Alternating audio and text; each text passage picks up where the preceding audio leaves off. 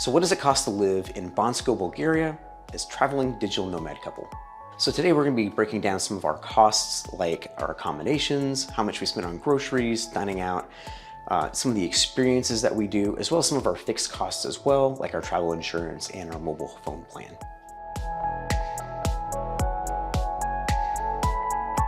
Hey, welcome. I am Joel. And I'm Michelle, and we're the Wandering Hearts. We're helping you live a more abundant life abroad through slow travel. We've been traveling full-time since 2019 across the United States and Europe. So today we're going to be discussing our costs of living as a slow traveling nomadic couple living in Bansko, Bulgaria.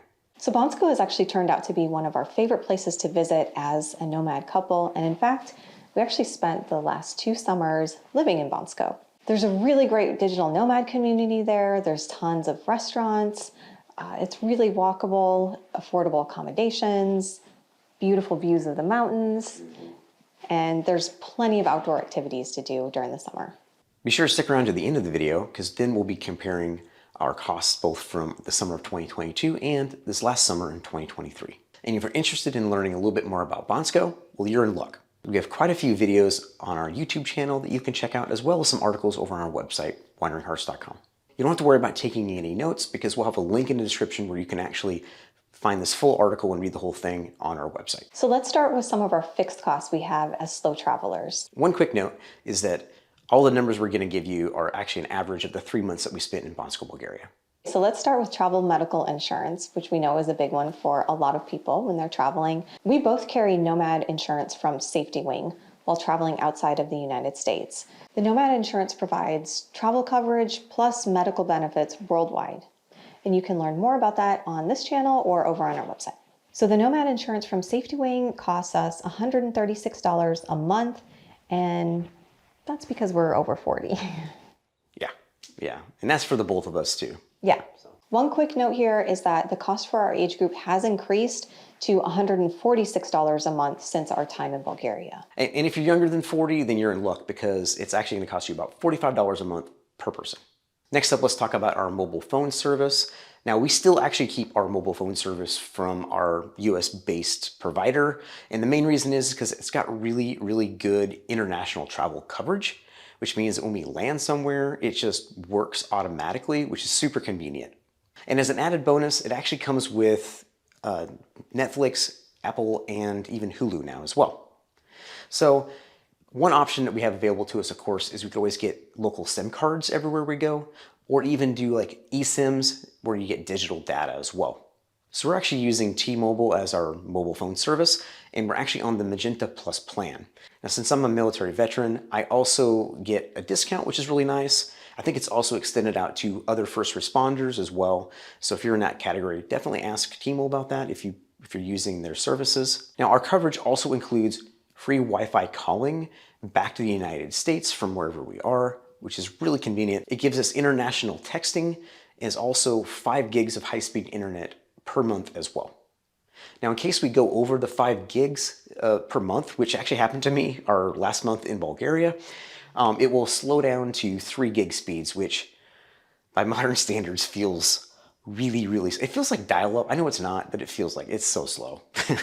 Basically, it's only pretty much usable for like maps and maybe, doing like Google Translate or something like that. But if that does happen, it's no big deal because we can just get an eSIM if I need more data and then have pretty good high-speed internet for really, really cheap.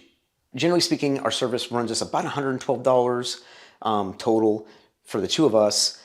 And during our time in Bulgaria this next time, we actually spent on average $118. And that's just because we had a few like international calls I had to make too. Next up is co-working. And we know a lot of nomads who use co-working because they're working remotely, like us. Co-working is great for getting a lot of work done, but also for networking and meeting other types of nomads that you can connect with and become friends, which we've done as well in Bansko. There's a few co-works in Bansko kind of spread around town.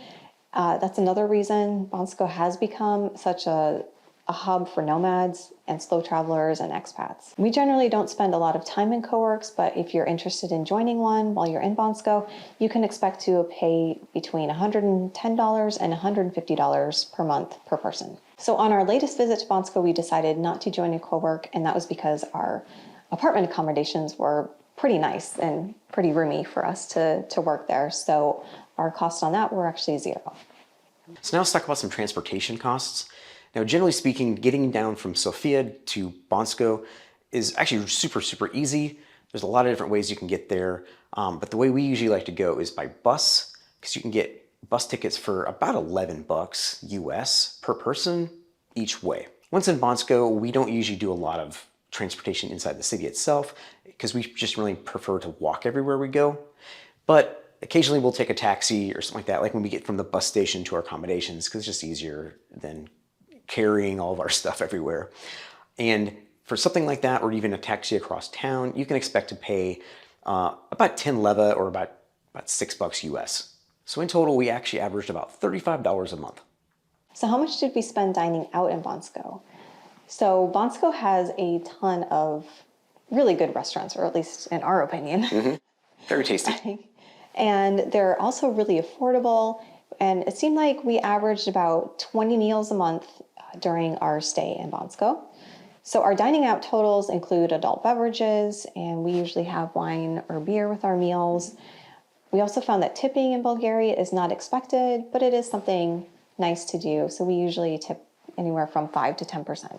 To give you a quick idea of just how much it costs for like a glass of wine or beer at a restaurant, you can expect to pay about $2 to $4 for like a half liter of beer at a restaurant. And for a glass of wine, you're looking at somewhere between $2.50 and $4 per glass. And that's like a pretty decent pour too. It's like maybe 150 to 200 milliliters, which is about 5 or 6 ounces. Yeah, they give you really good pours in Bulgaria. Yeah, they do. Now, as far as food costs, here's a couple examples for you. You can get like a pizza, maybe like a 10-inch, a 26 centimeter pizza will cost you somewhere around $7.50 US. And also, if you want to do like a shopska salad, which is one of our favorite salads to get, we eat a ton of those when we're in Bulgaria. But those will run you about $4.75. And it's usually they're a pretty good serving too, like a big bowl you can split. Additionally, you can also get something like a chicken shashlik, which is basically like a big grilled skewered chicken. That with a shopska salad, some like garlic flatbread, and then also like 3 glasses of wine end up costing us right around $26, and that's total with tip and everything. So in total, we spent $487 on average during our time in Bansko. Next, let's talk about activities. So this is going to be kind of our entertainment or experiences, things that we like to do during our stay. There's a ton of great outdoor activities that you can do in Bansko and actually throughout Bulgaria. During our stay in the summer, we actually did a kind of fun cultural experience with the babadeshka, and it's like a Bulgarian grandmother. So we went with the group, they cooked us a traditional meal. We dressed up in kind of fun outfits, and they actually did try to teach us some dancing as well.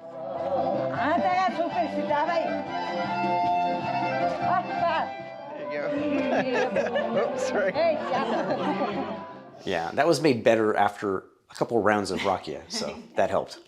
And the best part about it is we actually went with some Bulgarian friends who enjoyed it as well. So that was kind of fun. We also went on another wine tour in 2023. And if you're a longtime subscriber here, you know that we also did one in 2022. And you can watch that vlog. So our friends Caroline and Kevin put a private wine tour together and invited us along. And that was through the Melnik region. And we visited 4 different wineries and had an amazing gourmet lunch and dinner. And yeah, it was just a really great time. It was super awesome and really long too. When we say epic, it was like 12 hours. Yeah, so it was all day. Yeah, you're not going to get a wine tour like that if you book a tour at all. For something like that, you definitely have to do that on your own. We also did a ton of walking, and we joined a gym during our stay, and that cost us $50 for both of us. Yeah, per month. Our total cost for both of us on average turned out to be about $145. So now let's talk about the grocery situation in Bansko. In Bansko, you're going to find lots of like little corner markets kind of all over the place, which are fantastic to get like drinks and things like that. And they do have some small quantities of food. They're basically like little convenience stores. But if you want to get like your full groceries and everything like that, you've got one main grocery store at the bottom of town, and it's a Billa, where you can get a lot of that stuff, as well as in the top of town, which is the gondola area. In the summer, there's a couple like kind of medium-sized markets available, and wintertime you'll see like kind of all of the bigger markets and stuff open as well. Now, if you do have transportation, there's actually a Lidl in Razlog, which is the next town over, where you can find even more selection of items too. And one new thing that we did this time that we didn't do last time is we discovered that you can actually get your groceries delivered to you, to your door in Bulgaria and in Bansko, which is kind of surprising for us because it's such a small little town kind of out in the middle of nowhere. But yeah, so anyways, we can use ebag.bg, and that's what we use to get groceries. Actually, we made a video about that too. We kind of show you kind of what one of our grocery hauls was like. We ended up using ebag quite a bit actually, and we found that the prices were actually very comparable to what you can find in town, even at the Billa or whatever, sometimes even cheaper because they'd have like specials and such. Overall, we found it really useful, especially for bigger orders, so we don't have to like walk all those bags of groceries, 15 minutes back from the Billa to where we're staying. So it's really convenient for that. Every Sunday, there's also a farmer's market that happens, which is just off of the square. It's a great place to get fresh vegetables, even like things like homemade wine and all sorts of good stuff there too. And it's great to kind of mingle with the locals as well. So our grocery costs include everything from our breakfast, snacks, adult beverages like beer or wine, and also includes household items too, like if we need toilet paper or maybe like some, cleaning supplies or anything like that. Now, speaking of wine in grocery stores, you can easily find a liter of local beer in a grocery store for anywhere from 85 cents to about $1.60, which is crazy, crazy inexpensive. And also you can get bottles of wine, and these are pretty good bottles of wine too. Even the cheaper stuff is good. So kind of like Portugal was like that too. But there you can find it for between $3 to $7 US. And they also have some really tasty box wines, which again, if you want to save some more money, they've got those as well. And those we're looking at about $7 to $10 for 3 liters of wine, which is a pretty good deal.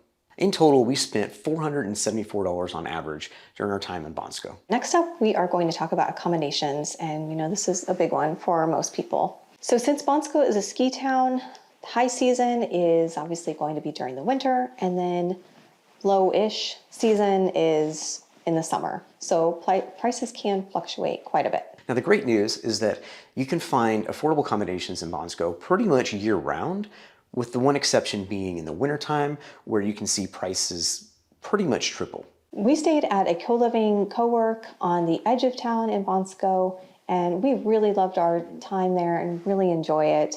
We get to meet a whole bunch of nomads, travelers, and locals that live there, and they just have a really wonderful community. This year, we decided to stay in a little bit larger apartment than we did last time. So our costs are definitely going to reflect that. Basically, what we did is we stayed in a maisonette apartment, and it had 1 bedroom, 2 baths, a nice little deck, and a really nice view of the Pirin Mountains from our balcony, which is really sweet. It also, of course, had air conditioning, which is nice too. And we definitely needed that this summer because this summer was really hot, especially in August.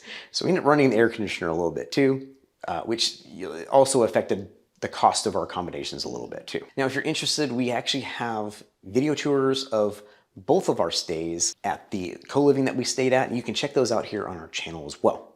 Now, in total, we spent $481 on average per month for our accommodations. And of course, that includes all of our utilities like water, electricity, our internet, and all of that. Hey, now before we get to our total, do us a favor. If you're finding value in this, then be sure to give it a like or even subscribe to the channel. All right, let's get to our final totals for our costs in Bansko, Bulgaria. So if you're planning on staying in Bansko long term, you can actually spend quite a bit less than what we did. Our costs as digital nomads are always going to be more expensive just because we're staying short term. Even though we're slow traveling, we're just simply not staying long enough in one place to get those deals like locals, expats, or retirees do. So our total costs on average for our 3 months that we stayed in Bansko was $1,876. So we actually think that's pretty affordable, especially for traveling full time. It kind of fits within the range of what we've generally been spending. Let us know in the comments below if you have actually been to Bansko, and if maybe even if you have, how much did you spend for your time there? So now let's do a quick comparison and see just how much of a difference we spent between our first time in Bansko and then this last time. So first off, our first time in Bansko, we spent $135 on our phone plans, and this time we only spent $118. The main difference there was because we just didn't have as many long distance calls. Next, insurance. As you can see, the insurance was the same price, $136 both times. And like we mentioned before, that's gonna go up for this next year, for 2024 and beyond. It'll be a little bit higher than that for us. Also, co-working, as you can see, last time we stayed in Bansko, we spent $110 a month on co-work, and this time we didn't, as we mentioned, because we just basically worked from our apartment. So if you want to look at one way, you can say that we took the money that we were spending on co-working and kind of put it into maybe a little nicer accommodations. Also, transportation, as you can see, we spent $30, and then this year we spent $35, so really about the same. Dining out, last time we spent $557 on average, and this time we actually spent less, which is surprising. I didn't expect us to be actually spending less, but $487. And I honestly can't figure out what the difference was, other than maybe we were doing more lunches or something like that instead of dinners. Yeah, and early dinners. Yeah, and early, I guess we're in training to be old people, so we kind of eat usually kind of early. We're old. So as far as experiences and cultural activities and things like that, last time we averaged about $115 a month, and this time we actually spent more than that. It's at $145 on average. And again, that was for all of the things that we did, but the biggest increase there is gym membership. So small price to pay for trying to get back and stay healthy, right? Groceries, you can see we spent $252 last time on average, and this time we spent a lot more. We spent $474 a month on groceries, and that was actually a surprise to me. When we were talking about what the difference was, we kind of figured out that it was mostly because the first time we were there, we were basically spending as little as possible and maybe not eating a little bit nicer foods and stuff like that. And this time we actually kind of splurged a little bit and made sure we had nicer meals. I think I ended up buying some energy drinks and things like that. So that all kind of added up. And then finally, the accommodations, as we talked about, you saw we spent $253 last time. And this time we spent on average $481. Again, the biggest difference here, which is a $228 difference, was because we had a larger apartment, and also it didn't help us that it was extra hot, so we had to basically cool down with the air conditioning a bigger space as well. So now we don't usually use a ton of AC. This is a note. We would just usually put it on for a couple hours in the afternoon, which is kind of when the sun was hitting the most into our apartment. Now, as far as inflationary costs, when we stayed last time, we stayed in a Studio Plus, and at the time it was €230 a month. And this last year, it had actually only gone up €10. So it's €240 a month, about 5%. And we noticed the same thing with the Maisonette. It was about a 5% increase, which is a lot less than we anticipated. So in total, you can see we spent $1,588 on average per month last time. And then this recent time, we spent that $1,876. And again, if you look at the numbers, it's pretty much all kind of wrapped up in that accommodations, and then maybe a little bit more with the gym and stuff like that. So overall, I think we did pretty good. Definitely spent a little bit more than we were hoping to, but we had a really comfortable time there.